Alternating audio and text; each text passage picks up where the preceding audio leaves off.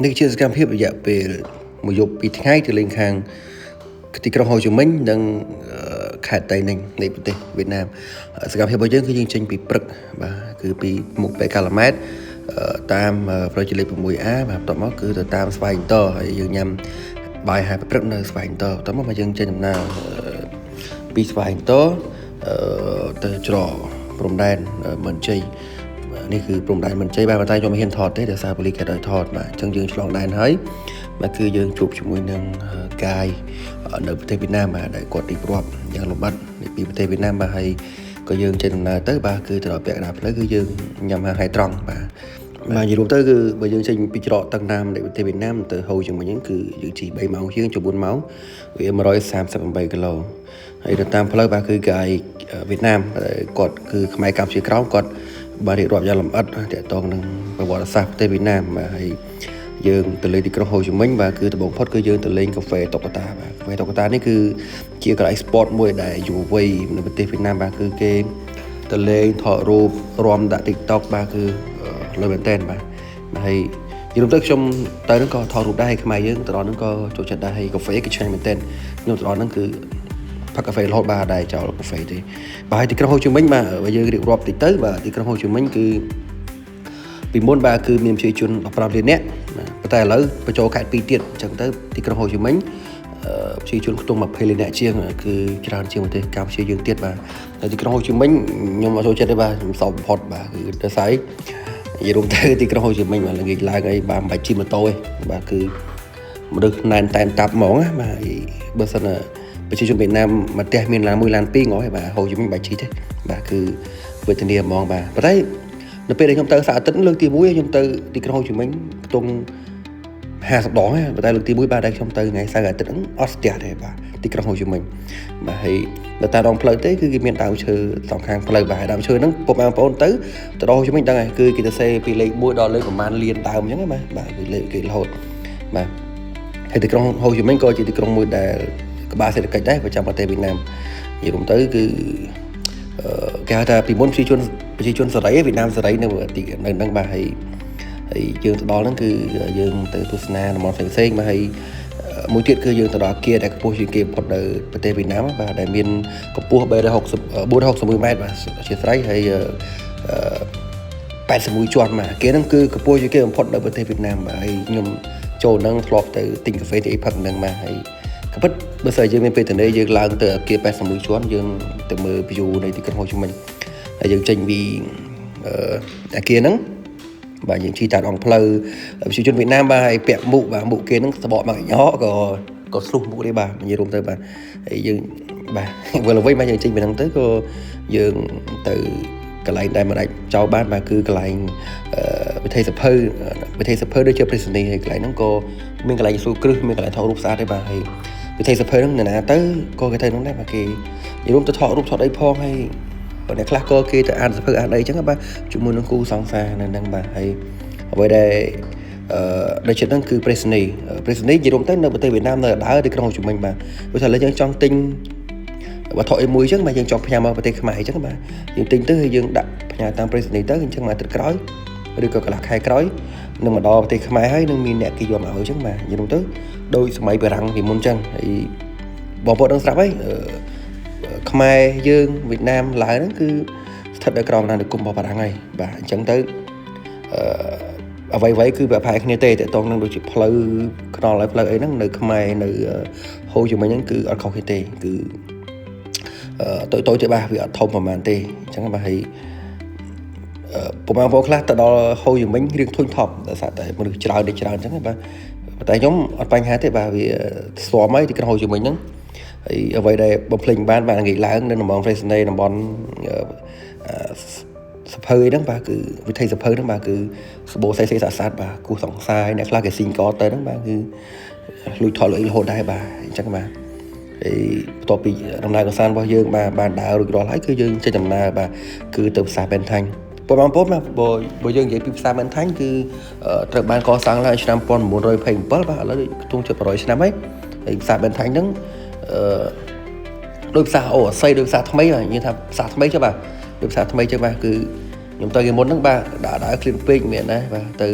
ជះលុយអស់ 90000 ដងបាទជះលុយអស់ 90000 ដងគឺញ៉ាំបបរពោះជ្រូកនិងទឹកអំពៅរំសាយបែនថាញ់បាទហើយលទ្ធផលរបស់អីលក់នៅអូស័យចឹងបាទហើយពេលខ្លះខ្ញុំគិតថាថ្លៃជាងអូស័យចឹងណោះ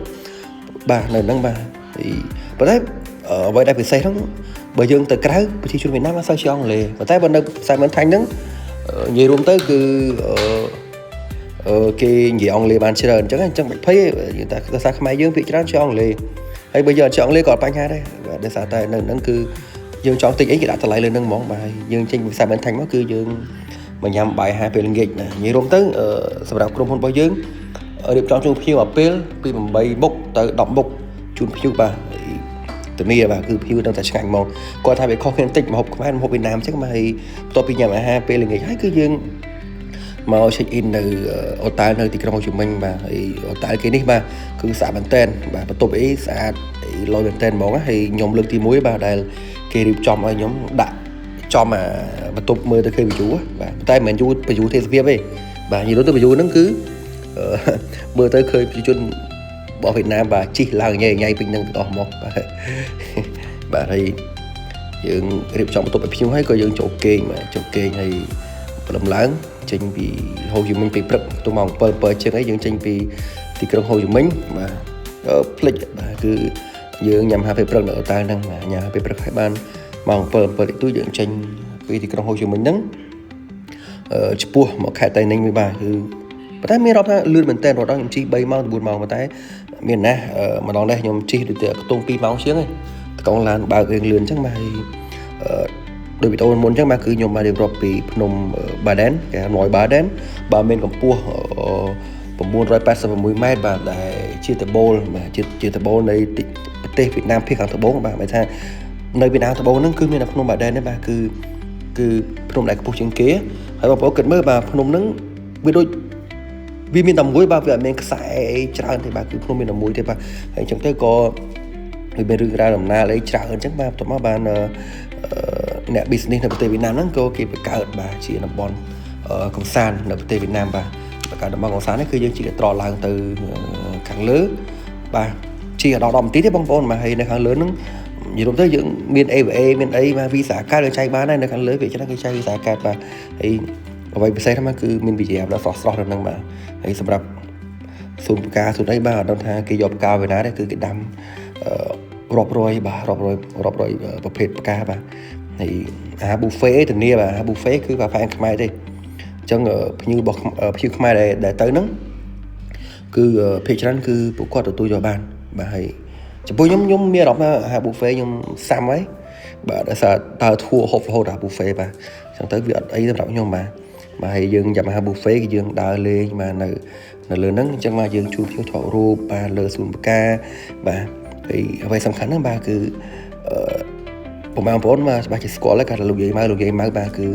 ប្រជាជនវៀតណាមបាទគេជឿខ្លាំងណាស់បាទភាគខាងត្បូងហ្នឹងឲ្យតែគេមួយឆ្នាំបាទមួយឆ្នាំម្ដងនិយាយរួមទៅជារៀងរាល់មួយឆ្នាំម្ដងហ្នឹងពេលណាក៏បានដែរគេទៅបាទគេទៅហើយគេទៅបន់ស្រង់ដល់លោកយាយម៉ៅគេបន់ស្រង់សុខដីចម្រើនអញ្ចឹងបាទហើយគេទៅលេងនឹងចាំបាទភីវទេសចរដាច់ទេបាទហើយឥឡូវនេះគឺមួយទៀតដែលសារតែភ្នំយាយម៉ៅហ្នឹងបាទហើយខេត្តតៃninhវានៅចិត្តខេត្តកំពង់ចាមខេត្តព្រៃវែងខេត្តស្វាយរៀងបាទអញ្ចឹងទៅប្រជាជនស្វាយរៀងប្រជាជនកំពង់ចាមទៅច្រើនហើយរួមទាំងអ្នកបំពេញបាទមានធัวអីវាល្ងាចបាទមានធัวជុំមួយថ្ងៃអញ្ចឹងបាទហើយមានធัวកម្ពុជាក្រោមអីក៏គេឡើងភ្នំយាយម៉ៅដែរបាទហើយខ្ញុំអីទៅខ្ទង់10-20 ដងតែនៅចង់ទៅបាទភ្នំយាយម៉ៅបាទទីមួយវាក្នុងនោះវាដូចថាវាមានអាកាសធាតុមួយថ្ងៃអញ្ចឹង 3-4 អាកាសធាតុបាទមានក្តៅមានត្រជាក់បាទមានភ្លៀងមានចុះអាប់អីចឹងបាទហើយ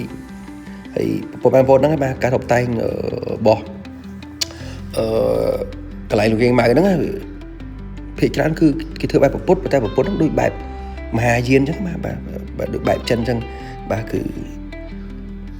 មិនខុសពីខ្មែរហ្មងគាត់ថាយើងគ្រប់ខុសគ្នាយើងដូចជាយើងហិនយានប៉ុន្តែខាងវៀតណាមគេភាគច្រើនមហាយានបាទហើយបាទនេះគឺតាកប៉ោងបាទពេលខ្ញុំទៅដល់គឺខ្ញុំមិនអាចចោលបាទខ្ញុំសុំគេថាសេចក្តីសុខស្ដីប្រាថ្នាហើយសុំមានលុយចាយច្រើនណាបាទហើយខ្ញុំក៏មានខ្សែកពាក់ដែរព្រោះតាកប៉ោងបាទគឺតែងតែនាំគេថាហេងមករហូតអញ្ចឹងណាបាទចូលបងកុំភ្លេចបាទពេលទៅដល់ហ្នឹង